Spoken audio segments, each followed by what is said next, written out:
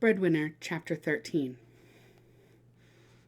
But you've never even met him, Parvana exclaimed to Noria the next day at noon. It was the first chance they'd had to talk about it, just the two of them. Of course I've met him. His family and ours were neighbors for many years. But that was when he was a boy. I thought you wanted to go back to school. I will be going back to school, Noria said. Didn't you listen to anything Mother was saying last night? I'll be living in Mazar-e-Sharif, in the north. The Taliban aren't in that part of Afghanistan. Girls can still go to school there.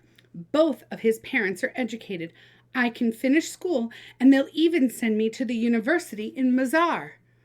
All of this was written in a letter that had arrived while Parvana was out at work. The women in the groom's family belonged to the same women's group as Mother. The letter had passed from one member of the group to another until it finally reached Mother. Parvana had read the letter, but she still had a lot of questions. Do you really want to do this? Noria nodded. Look at my life here, Parvana. I hate living under the Taliban. I'm tired of looking after the little ones. My school classes happen so seldom, they're of almost no value. There's no future for me here. At least in Mazar, I can go to school, walk the streets without having to wear a burqa, and get a job when I've completed school. Maybe in Mazar I can have some kind of life. Yes, I want to do this. There was a lot of discussion in the following few days about what would happen next. Parvana, out at work, had no voice in these discussions. She was merely informed of the plans when she got home in the evening. We'll go to Mazar for the wedding, Mother announced. We can all stay with your aunt while the wedding is prepared. Then Noria will go to live with her new family. We will return to Kabul in October. We can't leave Kabul, Parvana exclaimed. What about Father? What will happen if he gets out of prison and we're not here? He won't know where to look for us. I'll be here, Mrs. Weir said. I can tell your father where you are and look after him until you get back. I'm not sending Noria off to Mazar all by herself, Mother said, and since you are a child, you will come with us. I'm not going, Parvana insisted. She even stamped her feet. You will do as you're told, Mother said. All this running around wild in the streets has made you think you're above yourself. I'm not going to Mazar, Parvana repeated, stamping her feet again. Since your feet want to move around so much, you'd better take them out for a walk, Mrs. Weir said. You can fetch some water while you're at it. Parvana grabbed the bucket and got some satisfaction out of slamming the door behind her. Parvana glowered for 3 days. Finally, Mother said, You can take that awful frown off your face. We've decided to leave you here, not because of your bad behavior. A child of 11 has no business telling her mother what she will and will not do. We're leaving you here because it will be too difficult to explain your appearance. Your aunt will keep your secret, of course, but we can't count on everyone to be so careful. We can't take the chance of word about you getting back here. Although she was glad to remain in Kabul, Parvana found herself sulking that they weren't taking her with them. I'm not satisfied with anything anymore, she told Shazia the next day. Neither am I, Shazia said. I used to think that if only I could sell things from a tray, I'd be happy. But I'm not happy at all. I make more money this way than I did as a tea boy, but it's not enough to make any real difference. We still go hungry. My family still argues all the time. Nothing is better. What's the answer? Maybe someone should drop a big bomb on the country and start again. They've tried that, Parvana said. It only made things worse.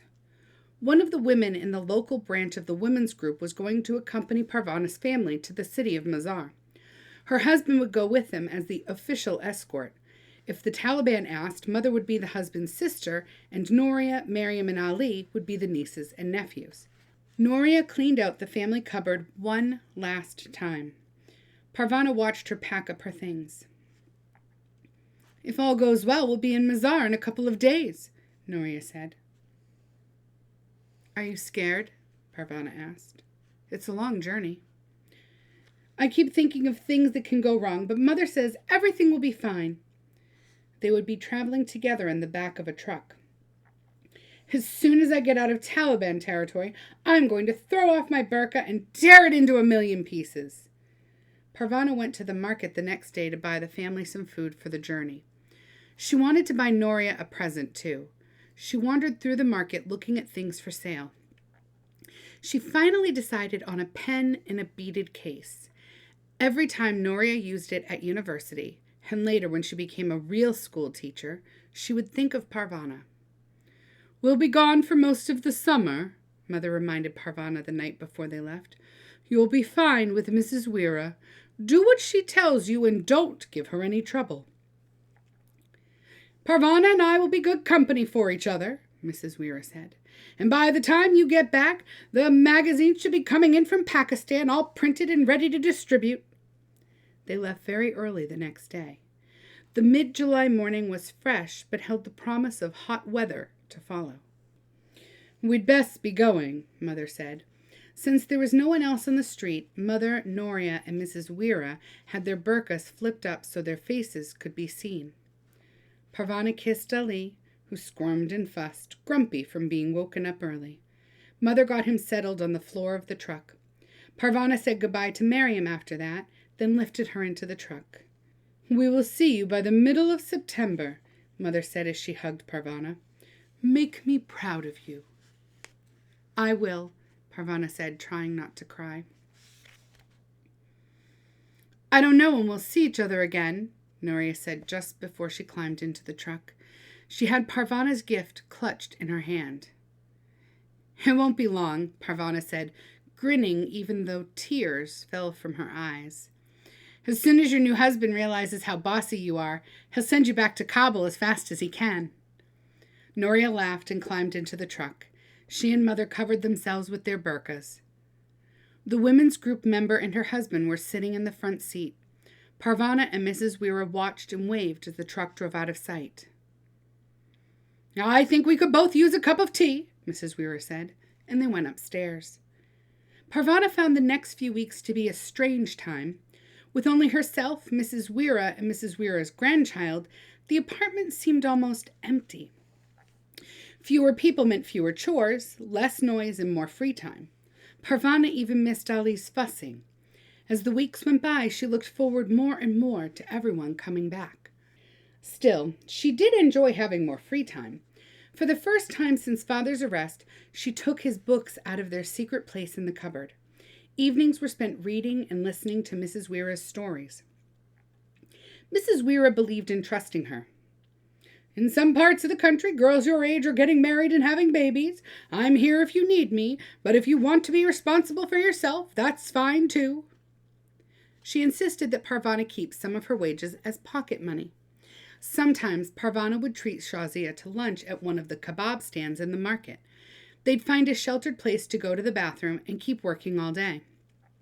Parvana preferred to come home at the end of the day rather than at noon. It meant that one more day was over and her family would soon be home. Toward the end of August, there was a bad rainstorm. Shazia had already gone home. She had seen the darkening sky and didn't feel like getting wet. Parvana wasn't so clever, and she got caught in the rain. She covered her tray with her arms to keep her cigarettes dry and ducked into a bombed-out building. She would wait out the storm there and go home when it was over. The darkness outside made the inside even blacker. It took a while for her eyes to adjust. While she waited for that to happen, she leaned against the doorway, watching the rain turn Kabul's dust into mud. Gusts of wind mixed with driving rain forced Parvana deeper inside the building. Hoping there were no landmines, she found a dry spot and sat down. The pounding of the rain beat a steady rhythm as it hit the ground. Parvana began to nod. In a little while, she was asleep. When she woke up, the rain had stopped, although the sky was no lighter. "It must be late," Parvana said out loud. It was then that she heard the sound of a woman crying.